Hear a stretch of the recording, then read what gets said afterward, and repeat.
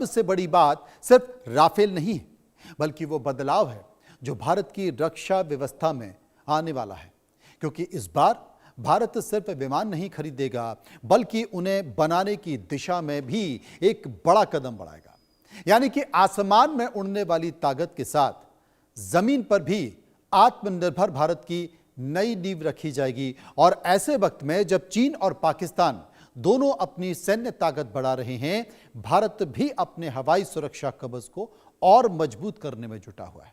तो आखिर 114 राफेल की इस मेगा डील में क्या खास है, क्योंकि इसे भारत की नई हवाई क्रांति भी कहा जा रहा है, और कैसे ये सौदा देश की सुरक्षा के साथ साथ रोजगार और तकनीक के लिए नए दरवाजे खोल सकता है। बात आज इसी पर। जी हां, तो 114 राफेल की डील में क्यों इतनी खास है, यह भी समझ लीजिए। खास बात यह है क्योंकि इसका बड़ा फायदा भारत के डिफेंस सेक्टर को होने जा रहा है, मंत्रालय को होने जा रहा है। और यह फायदा जो है, बहुत सारे फायदे इसमें नजर आने जा रहे हैं। भारत की फ्रांस से 114 राफेल फाइटर जेट्स खरीदने की डील शुरू हो चुकी है। 3,25,000 करोड़ रुपए के सौदे में 22 जेट्स तैयार होकर आएंगे और 90 से 94 राफेल का निर्माण पहली बार फ्रांस के बाहर यानी कि भारत की धरती पर होने जा रहा है। और सबसे बड़ी बात है कि इन विमानों में जो आधी सामग्री है, तकनीक है, वो भारतीय होगी। इन राफेल में 50% स्वदेशी पुर्जों का इस्तेमाल होगा। रक्षा मंत्रालय से फ्रांस सरकार को लेटर ऑफ रिक्वेस्ट जारी किया जा चुका था, क्योंकि पहले टेक्नोलॉजी ट्रांसफर करने को लेकर कुछ चर्चा चल रही थी, अब वो क्लियर हो चुकी है। जरूरी यह डील क्यों है, यह समझने की बात है कि आखिर जरूरी यह डील क्यों है। क्योंकि भारतीय वायुसेना में फाइटर जेट्स की बड़ी कमी है। भारत को 42 स्क्वाड्रन की जरूरत है, जो कि मौजूदा सिर्फ 29 या 30 हैं। मिग 21 जैसे पुराने विमान अब रिटायर हो चुके हैं। चीन लगातार अपनी हवाई ताकत बढ़ा रहा है। पाकिस्तान भी नए नए फाइटर जेट्स और मिसाइल्स जोड़ रहा है। भारत को चीन और पाकिस्तान दोनों मोर्चों पर तैयार रहना होगा। 114 नए राफेल वायुसेना की ताकत में बड़ा इजाफा करेंगे, क्योंकि राफेल का AESA रडार दुश्मन को दूर से ट्रैक कर लेता है। 36 राफेल पहले से ही अपनी क्षमता साबित कर चुके हैं। लद्दाख जैसे तनावपूर्ण हालत में राफेल अहम साबित हुआ है। और ये डील अगले 30 से 40 साल की सुरक्षा जरूरतों में काफी अहम मानी जा रही है। इसलिए ऐसा हुआ। अब भारत की जो उड़ान है, वो आधा राफेल आधा भारतीय होगा, क्योंकि भारत राफेल के साथ साथ नई उड़ान भरने जा रहा है, जिसमें आधा सामान भारतीय होगा, यानी कि मेड इन इंडिया होगा। और इसमें पुर्जे बिल्कुल स्वदेशी होंगे। राफेल के 50% पुर्जे और सिस्टम भारत में बनेंगे। भारतीय कंपनियां उत्पादन प्रक्रिया में भूमिका निभाएंगी। और ये सिर्फ खरीद नहीं, बल्कि तकनीकी हस्तांतरण यानी टेक्नोलॉजी ट्रांसफर का मौका है। भारत को एडवांस एरोस्पेस मैन्युफैक्चरिंग का अनुभव मिलेगा। देश में नए उत्पादन सुविधाएं और सप्लाई चेन विकसित होगी। हजारों इंजीनियर और टेक्नीशियन को रोजगार मिलेगा। विदेशी निर्भरता कम होगी, आत्मनिर्भरता बढ़ेगी। भविष्य में स्वदेशी लड़ाकू विमान बनाने की क्षमता भी मजबूत होगी। मेक इन इंडिया और डिफेंस का जो प्रोडक्शन है, उसको बढ़ावा मिलेगा। 114 राफेल डील भारतीय रक्षा उद्योग के लिए गेम चेंजर माने जा रहे हैं। और सबसे बड़ी बात है कि भारतीय सीमाओं की सुरक्षा बहुत जरूरी है। इस पर हम चर्चा करेंगे। लेफ्टिनेंट जनरल संजय कुलकर्णी मेरे साथ मौजूद हैं, डिफेंस एक्सपर्ट हैं। संजीव श्रीवास्तव विदेशी मामलों के जानकार मेरे साथ मौजूद हैं। सबसे पहले संजय जी के पास चलूंगा। संजय जी, अब राफेल का एक और बड़ा बेड़ा, क्योंकि भारतीय वायुसेना में काफी कमी है फाइटर जेट्स की उस तरीके से, तो राफेल का एक बड़ा बेड़ा अब और आने जा रहा है। जो खामी थी, जो तकनीकी जिसके कारण डील आगे नहीं बढ़ पा रही थी, वो रुकावट दूर हो चुकी है। अब स्थिति साफ हो चुकी है। बहुत बहुत धन्यवाद मनोज जी को पैनलिस्ट को भी। इसमें कोई शक नहीं, आपने बहुत अच्छा तरीके से समझाया कि किस प्रकार से हमारे स्क्वाड्रन आज की तारीख में 42 होने चाहिए, 29 स्क्वाड्रन्स हैं।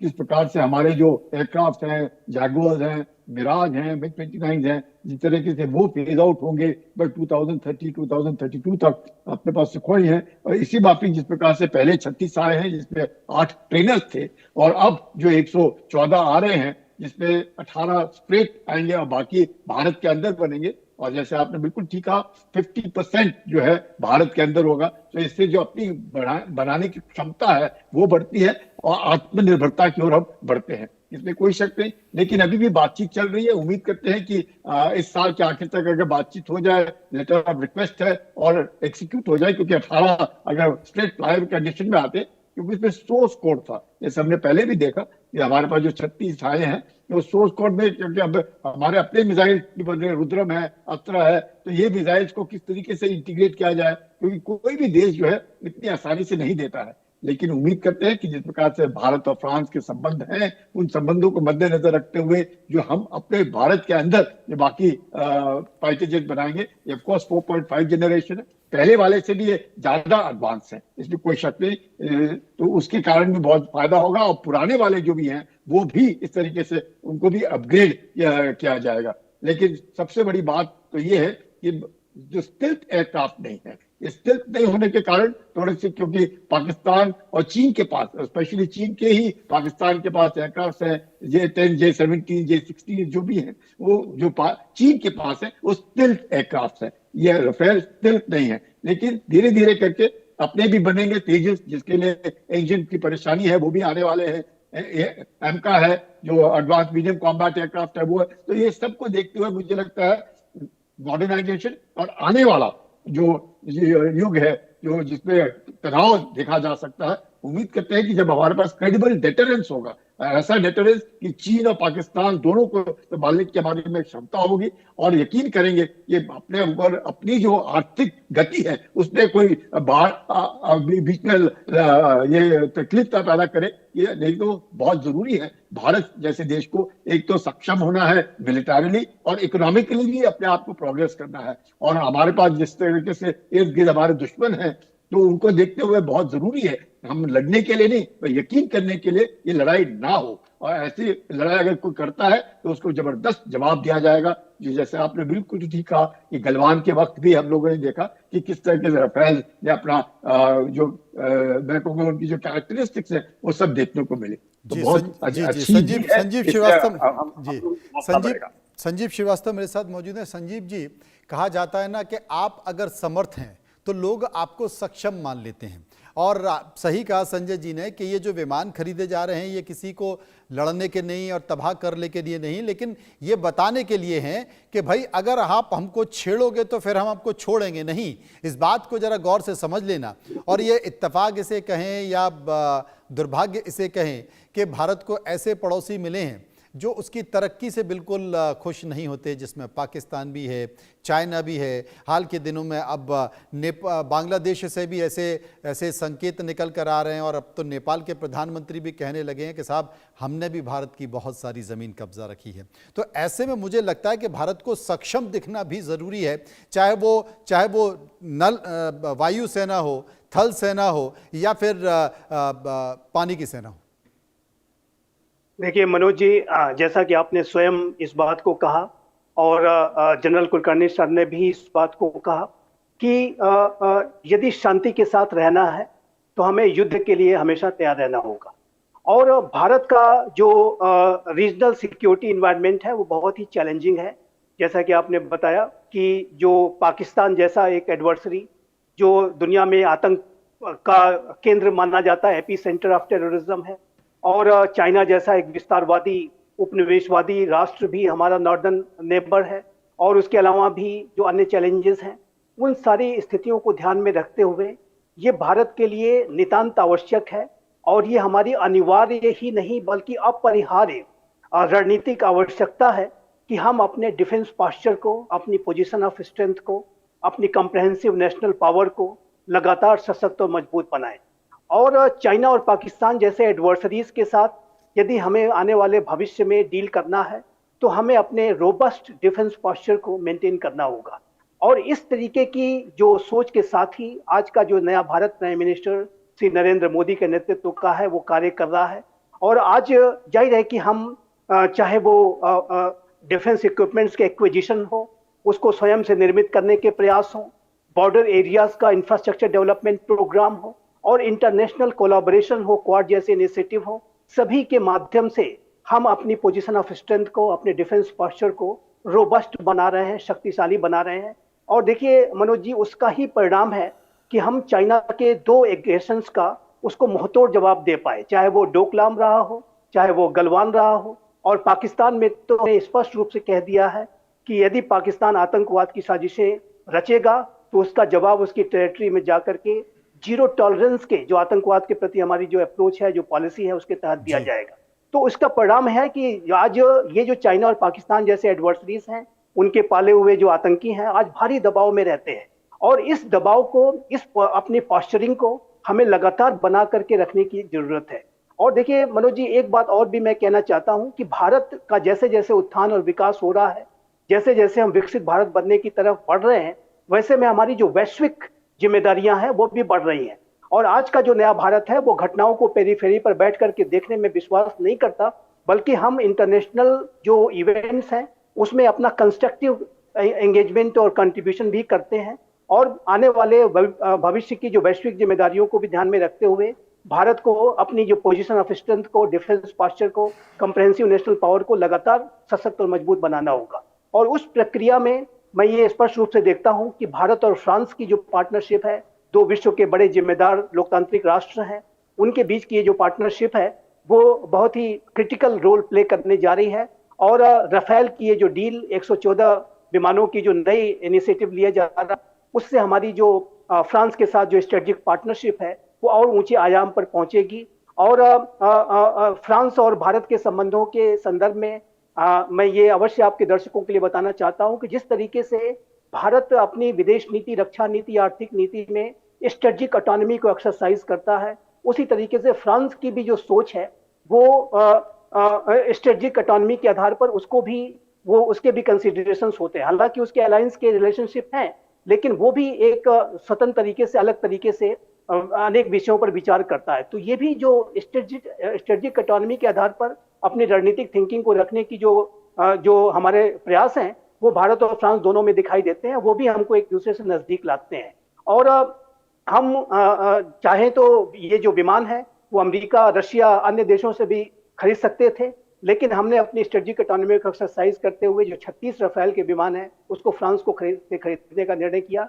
और इन विमानों ने शानदार प्रदर्शन किया है और इन विमानों ने अपनी जो महारत है वो साबित की है युद्ध के क्षेत्रों में, चाहे वो चाइना का फ्रंट हो, पाकिस्तान का फ्रंट हो। और ऐसे में भारत के द्वारा यदि नए 114 विमानों को एक्वायर करने का ये निर्णय लिया गया है और इस संदर्भ में प्रयास किए जा रहे हैं और स्टेप्स लिए जा रहे हैं, तो ये इस बात को दर्शाता है कि राफेल ने अपनी महारत साबित की है। ये जो एक्विजिशन है वो हमारी वायुसेना को, हमारी नौसेना के अंदर भी 26 राफेल एम विमान आने जा रहे हैं, राफेल फाइटर जेट्स आने जा रहे हैं। तो ये हमारी जो एयरक्राफ्ट कैरियर्स को भी बहुत ही रोबस्ट बनाएंगे, उसको भी और अधिक जो है कैपेबल बनाएंगे। तो ये जो मेरा मानना है कि भारत और फ्रांस की जो रणनीतिक साझेदारी है वो आने वाले समय में जो इंडो पैसिफिक रीजन और पूरे विश्व में जो वैश्विक जो इक्वेशंस बन रहे हैं उसको भी शेप करने का कार्य करेगी। और ये हमारी रोबस्ट डिफेंस पोस्चर को और पोजीशन ऑफ स्ट्रेंथ को तो मजबूत बनाएगी ही। और यही इसी तरीके के अप्रोच के साथ हमें चलने की आवश्यकता है।